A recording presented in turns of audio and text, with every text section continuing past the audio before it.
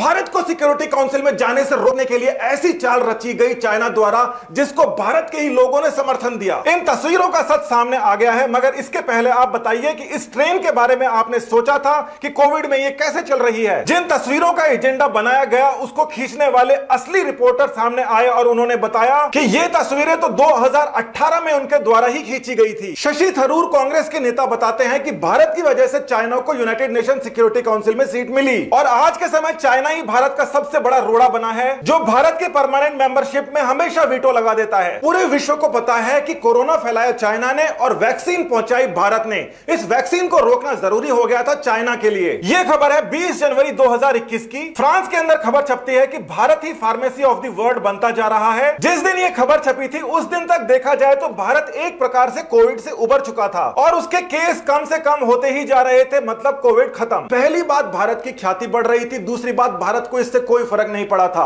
इसका फर्क क्या पड़ता है चाइना पे। 12 मार्च तक भारत ने 70 कंट्रियों के अंदर अपने कोविड वैक्सीन भेज दी थी। ये 70 कंट्रियां जो हैं उनके पास में वोटिंग राइट्स होती हैं और उसकी वजह से भारत पहुंच सकता है यूनाइटेड नेशन सिक्योरिटी काउंसिल के अंदर। इस ऑपरेशन को वैक्सीन मैत्री का नाम दिया गया, वसुधैव कुटुंबकम को चरितार्थ किया गया। तो 20 जनवरी से लेकर मार्च आने तक ऐसा लगा कि भारत इस ऑपरेशन में कामयाब हो चुका है। भारत में सब ठीक चल रहा था, कोविड खत्म हो गया था, वैक्सीन भेजी जा रही थी, इलेक्शंस का अनाउंसमेंट हो जाता है। जैसे ही इलेक्शंस का अनाउंसमेंट होता है वायरस की एक नई स्ट्रेन बंगाल में पता नहीं कैसे पहुंच जाती है। कहां से आई है ये स्ट्रेन इसका बिल्कुल पता नहीं, मगर पूरे के पूरे भारत के अंदर ये फैल जाती है। माहौल पूरा बदलने वाला था, भारत के खिलाफ बनने वाला था, भारत के अंदर भी और भारत के बाहर भी। ये पुरानी फोटोज अचानक से फैला दी जाती है, हर जगह यही दिखाई देने लगती हैं। बहुत सारी पुरानी और नई फोटोज को मिक्स करके कई सारी खबरें बनाई जाती हैं और अपने आप ही मान लिया जाता है कि जितनी भी नई डेड बॉडीज हैं ये सारी की सारी कोविड से ही हुई हैं। मतलब सरकार ने इसकी पुष्टि नहीं की मगर विदेशी मीडिया ने अपने आप छाप लिया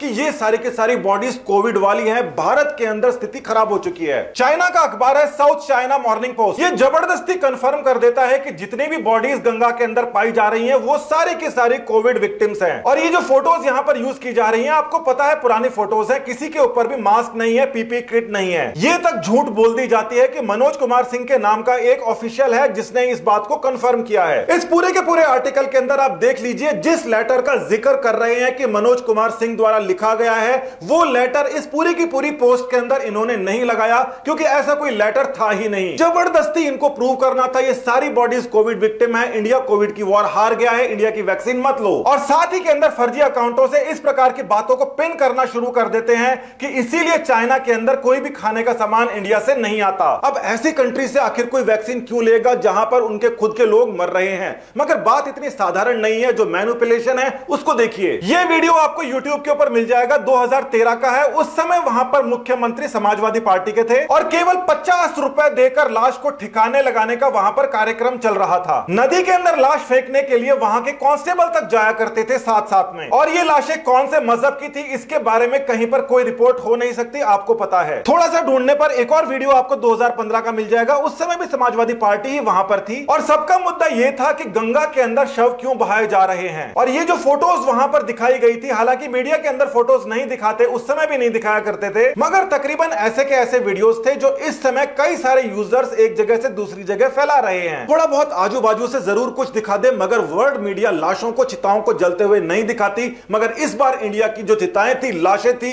हर जगह फैल रही थी। कतर का ऑफिशियल गवर्नमेंट का जो न्यूज चैनल है अल जजीरा, जिसकी बिल्डिंग हाल ही के अंदर इजराइल ने उड़ाई है, उसके अंदर भी गैर जिम्मेदाराना तरीके से रिपोर्टिंग की गई कि ये कोविड विक्टिम्स हैं। हेडलाइन के अंदर सस्पेक्टेड लिखते हैं मगर बाद के अंदर ये उसको कंफर्म कर देते हैं। अब इनका सबसे बड़ा झूठ तो ये था कि लकड़ियां खत्म हो गई, पैसे लोगों के पास है नहीं इसीलिए बहा रहे हैं, मगर किसी ने यह नहीं सोचा कि केवल गंगा किनारे ही मौतें हुई है, बाकी लाशों का क्या हुआ। क्रीमेशन के लिए लकड़ियों का इस्तेमाल ही नहीं किया जाता, उपले भी इस्तेमाल में लिए जाते हैं भारतीय सभ्यता में। और ये जो उपले हैं ये हर घर के अंदर मिल जाते हैं। कम से कम 30% जनसंख्या आज भी इन उपलों का इस्तेमाल करती है खाना पकाने के लिए। बॉडीज को बहाने वाले सारे के सारे लॉजिक फेल थे, बस एक लॉजिक पास था कि इंडिया को किसी भी तरीके से वैक्सीन डिप्लोमेसी से हटाना है, यूनाइटेड नेशन सिक्योरिटी काउंसिल ना पहुंच जाए। वैसे ये बात ठीक है कि अमेरिकी गवर्नमेंट का जो पोर्टल है उसने ये बताया है कि हाँ बॉडीज जरूर फाइंड आउट हुई है मगर इनके रीजंस अदर देन कोविड-19 है इनके मरने के। तो अमेरिका जो है वो कम से कम सच बोल रहा था मगर उसके सच के ऊपर लोगों को यकीन ही क्यों करना था। मगर अब आप एक केस देखिए अरब न्यूज का जिसको फंड करता है सऊदी अरेबिया। ढंग से इस बात को समझिए, ये प्राइवेट इंडिपेंडेंट न्यूज पैनल्स नहीं है, ये सरकार के पैसों से चलने वाले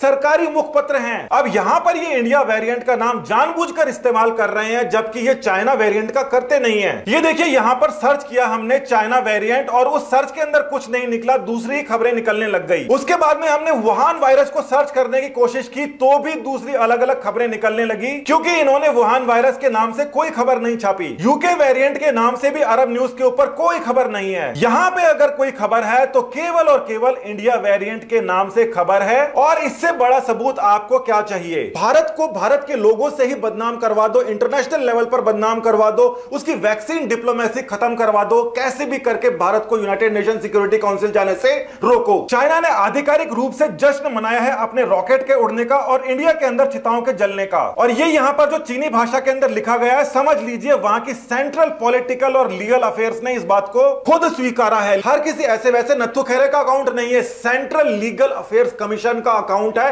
आधिकारिक अकाउंट है। ये खबरें चल रही है कि इंडिया की वैक्सीन डिप्लोमेसी और फॉरेन पॉलिसी फेल हो चुकी है। 23 मार्च को बोला जा रहा था कि इंडिया के अंदर बहुत सारा मेडिकल टूरिज्म आएगा, इंडिया को बहुत फायदा होगा। वहीं पर भारत की विपक्षी पार्टियां भी ये स्वीकार रही हैं, वो ये कह रही हैं कि अगर इसी प्रकार से डेड बॉडीज को हर जगह बहाया जाएगा, दिखाया जाएगा, तो हमारी वैक्सीन को कौन स्वीकारेगा? वोट की चाहत के अंदर चाइना की चाल में हमारी विपक्षी पार्टियां आ गई, अब जाकर उनको एहसास हो रहा है। मगर अभी तक ये क्या क्या कर चुकी हैं? हमारे ही लीडर्स पूछ रहे हैं कि बच्चों की वैक्सीन इंडिया से बाहर क्यों भेजी जा रही है, जबकि असली बात यह है कि वैक्सीन को बच्चों को लगाने की फिलहाल परमिशन ही नहीं है। पहले कई सारे क्लिनिकल ट्रायल्स होते हैं, क्लिनिकल ट्रायल्स के बाद के अंदर वो मैच्योर को लगाई जाती है और मैच्योर लोगों को लगाने के बाद के अंदर फोर्थ फेज जो मार्केट सर्विलेंस कहते हैं, इस मार्केट सर्विलेंस का डेटा इकट्ठा होने के बाद बच्चों को लगाने की परमिशन दी जाती है, जो अभी तक हुआ नहीं है। जबकि राहुल गांधी जी को यह बताना चाहिए कि राजस्थान के अंदर जो कांग्रेस गवर्नमेंट है, वहां पर इतनी भयंकर लापरवाही क्यों चल रही है कि इस समय तक 11.5 लाख डोज जो हैं वो प्रदेश के अंदर खराब हो चुकी है राजस्थान में। ये वैक्सीन बहुत ही डेलिकेट वैक्सीन है, 10% तक खराब हो सकती हैं, मगर 40% तक